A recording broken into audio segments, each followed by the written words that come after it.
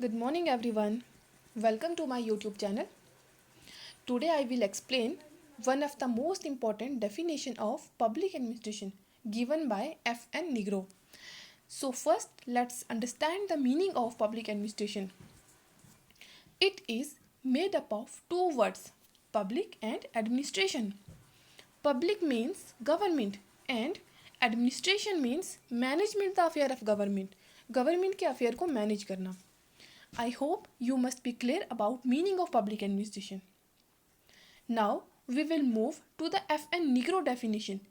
He has defined public administration as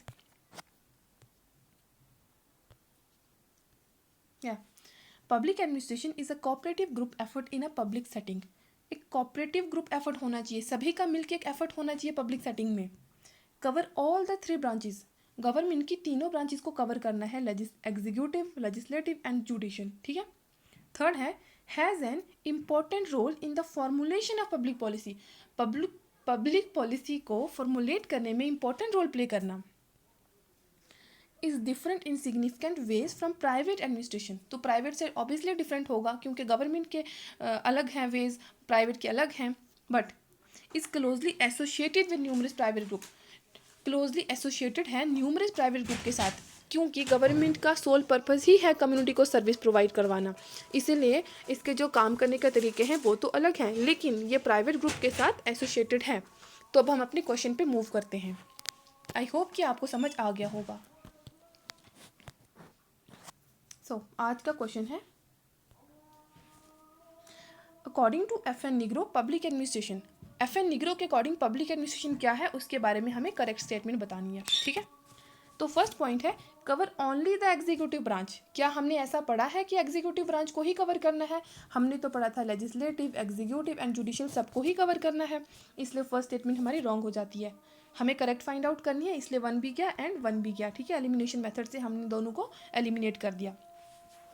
अब second statement है is different in significant ways from private administration. तो हाँ, obvious सी बात है, हमने पढ़ा था कि इसके जो वेज हैं, जो काम करने के तरीके हैं, वो प्राइवेट एडमिनिस्ट्रेशन से अलग हैं. इसलिए सेकंड स्टेटमेंट हमारी करेक्ट हो जाती है.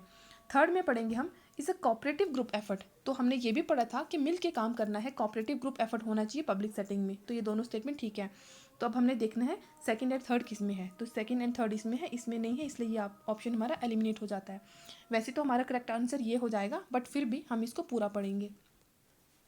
फोर्थ है हमारे पास is closely associated with numerous private group and individual in providing service to the community. ये न्यूमरस कुछ प्राइवेट ग्रुप्स के साथ एसोसिएटेड है ताकि कम्युनिटी को सर्विस प्रोवाइड करें. तो ये ऑप्शन भी करेक्ट हो जाता है. And fifth has an important role in the formulation of public policy. तो हमने पढ़ा था कि इसमें जो फॉर्मुलेशन है पब्लिक पॉलिसी में, पब्लिक पॉलिसी को फॉर्मुलेट करना हमारे ब्यूरोक्रेट्स का काम है. तो ये भी इसमें एक इम्पॉर्टेंट रोल प्ले करते हैं. तो इसके अकॉर्डिंग हमारा आज का आंसर जो आएगा बी हो जाएगा. आई होप कि आपको समझ आ गया होगा. अगर समझ आ गया है तो लाइक, शेयर एंड सब्सक्राइब ज़रूर कीजिए. Thank you.